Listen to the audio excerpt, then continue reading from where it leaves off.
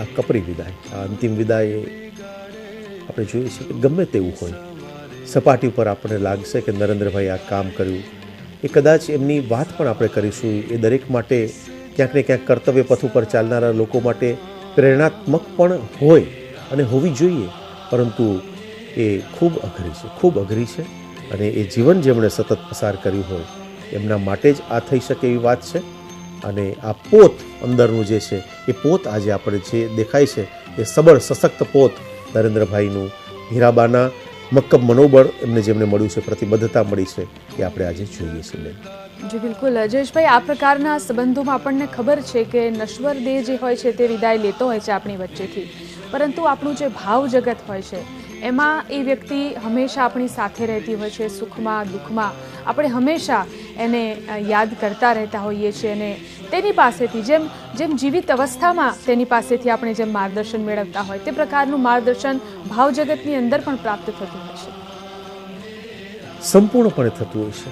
આ વિશ્વની અંદર કોઈ પણ વિજ્ઞાને પણ આજે જ્યારે સિદ્ધ કર્યું છે કે કોઈ પણ વ્યક્તિ અન્ય વ્યક્તિથી કે વસ્તુથી અલિપ્ત હોય જ નહીં, તો જ્યારે જેની સાથે તમારો અનુબંધ એટલો બધો દ્રઢ અને ગાઢ હોય તો ત્યાંથી એ ભાવમાંથી, એ ભાવ વિશ્વમાંથી અને આત્મીય વિશ્વમાંથી હંમેશા એ પ્રેરણા પ્રાપ્ત થતી જ હોય છે.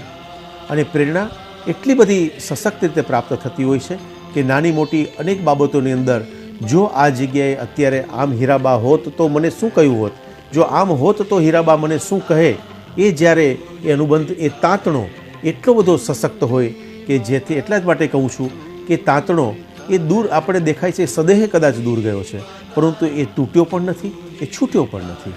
અને એ તંતુથી, અને એ જે રેશમનો તંતુ હોય એ રેશમના તંતુમાંથી આવતી ઉર્જા, એ સંબંધ ક્યારેય છૂટી ન શકે. અને તેમાંથી આવતી પ્રેરણા એ કદાચ સદેહે મળે એના કરતાં પણ આપણે ત્યાં તો એવું કહેવાય છે કે એ જ્યારે શાશ્વતમાં સ્થિર થતા હોય હીરાબા, ત્યારે વધુ સશક્ત રીતે એમની પ્રેરણા વધુ તાકાતથી, વધુ સબળ બનીને પ્રાપ્ત થતી રહેશે.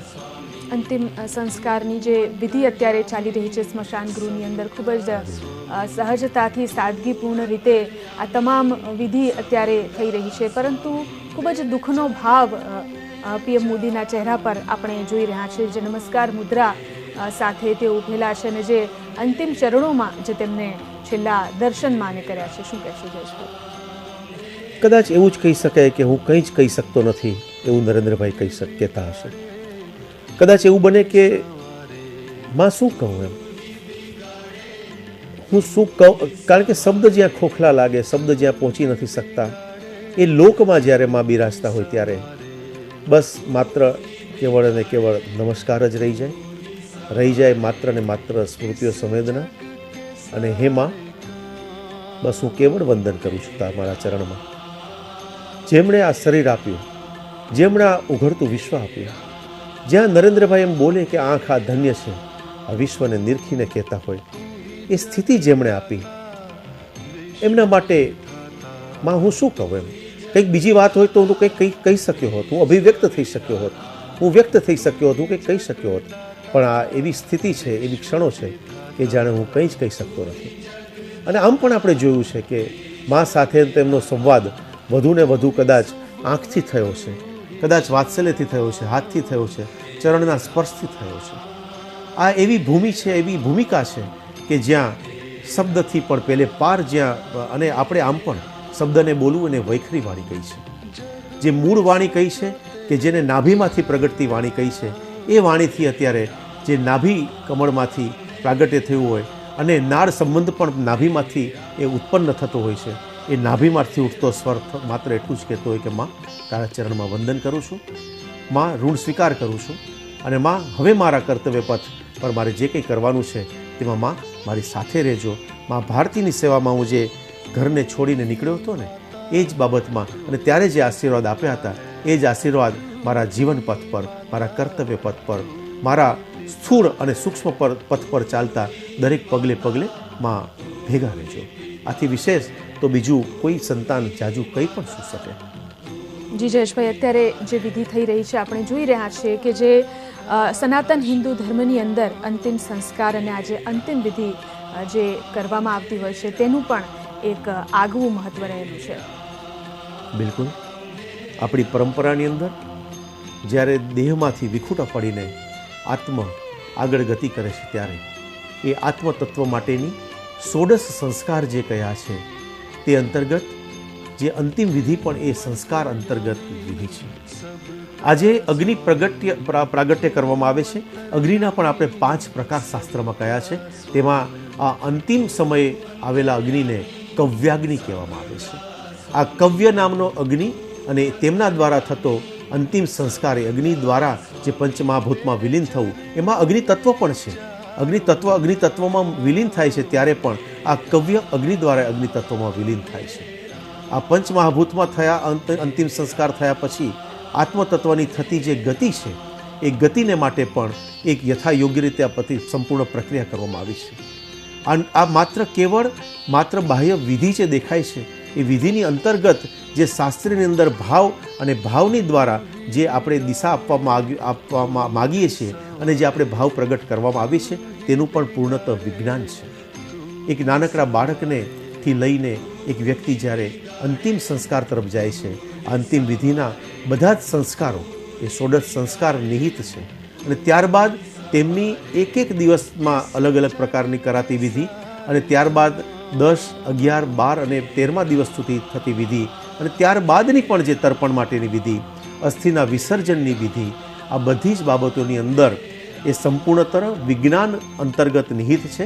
તેના માટે જે ઉત્તર ક્રિયા માટેના જે આપણે શાસ્ત્રો રચાયા છે એ શાસ્ત્રની અંદર પણ બહુ સ્પષ્ટતાપૂર્વક આ વિધિને કહેવામાં આવી છે. અને એટલા જ માટે હું વારંવાર કહું છું કે આજનો દિવસ પણ જે નવરાત્રિમાં શક્તિ સ્વરૂપાના નવરાત્રિના અંદર જે એમની જે ગતિ થઈ છે એ પણ શક્તિનું શક્તિમાં વિલીન થવાની વિધિ છે અને ઉર્જાનું ઉર્જામાં વિલીન થવાની વિધિ છે. એક જીવની શિવમાં તત્વમાં સ્થિર થવાની આ વિધિ છે અને આ ગતિની વિવિધ પ્રકારની એ પરંપરા છે.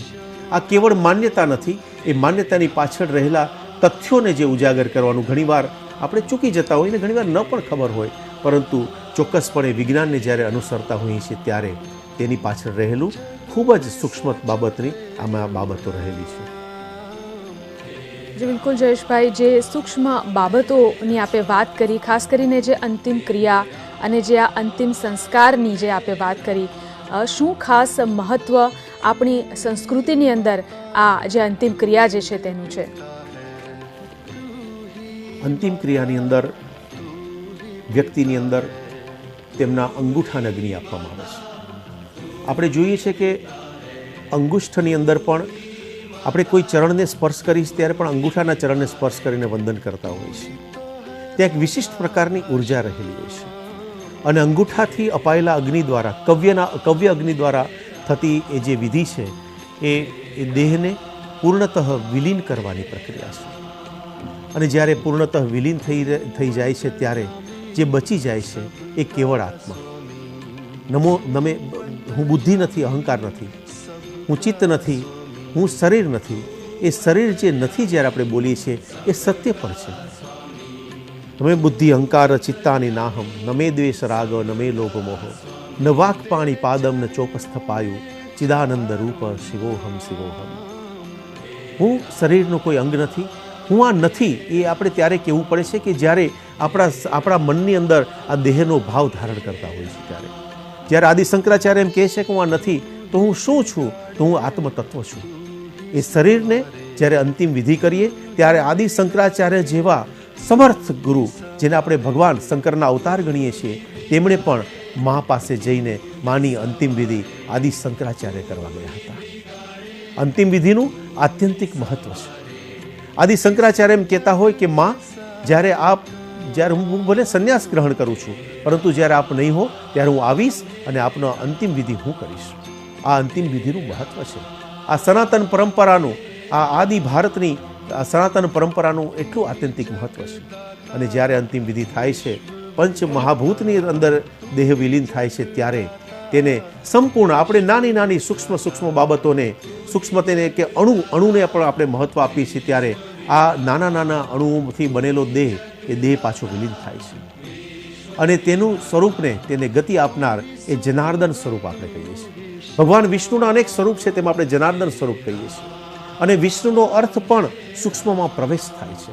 વિષ એ ધાતુ છે અને વિષનો અર્થ થાય છે એનો અર્થ થાય છે પ્રવેશ, અને અણુ શબ્દનો અર્થ થાય છે સૂક્ષ્મ. સૂક્ષ્મમાં પ્રવેશવું ઇતિ વિષ્ણુ. એ વિષ્ણુમાં પ્રવેશ એટલે કે ભગવાનમાં વિલીન થવું.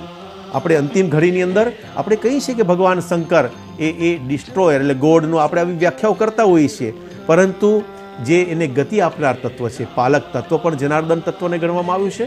તત્વ એક જ છે, પરંતુ એના અલગ અલગ સ્વરૂપની જ્યારે ચર્ચા કરી, મેં જેમ કહ્યું કે અગ્નિનું તત્વ એ એક કવ્ય અગ્નિ છે, જે સ્મશાનની અંદર આવનાર અગ્નિ એ 5 અગ્નિઓમાંથી કવ્ય અગ્નિ છે.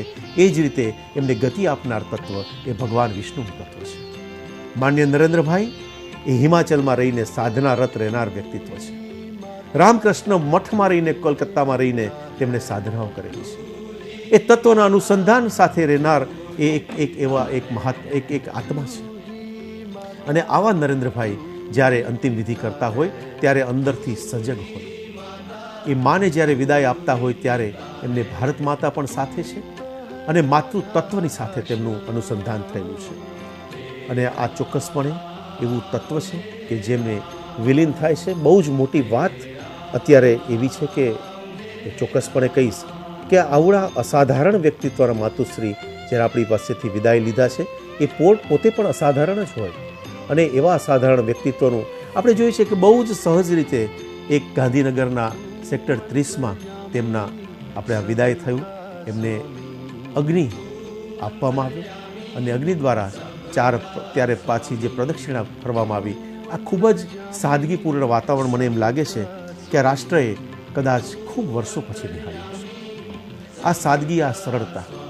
4 પ્રદક્ષિણા માટે પણ હું એવું કહેવા માંગીશ કે ભગવાન શ્રી કૃષ્ણ જ્યારે છેલ્લો સમય એમનો આવ્યો છે અને એમને પારથી બાણ મારે છે અને બાણ વાગ્યા પછી ભગવાન શ્રી કૃષ્ણ ત્રિવેણી સંગમ સુધી જાય છે, ભાલકા તીર્થથી ત્રિવેણી સુધી જાય છે.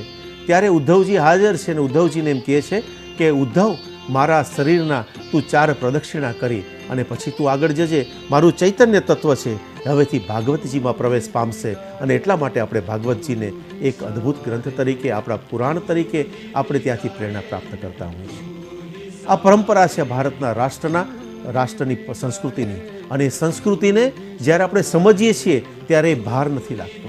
સંસ્કૃતિને કે ગ્રંથોને કે આપણી પરંપરાને આપણે યોગ્ય રીતે સમજીએ ત્યારે એ ચૈતન્યવાન આપણા અંદર બનતા હોય છે અને તેનું પાલન કરવું પણ સહજ બનતું હોય છે.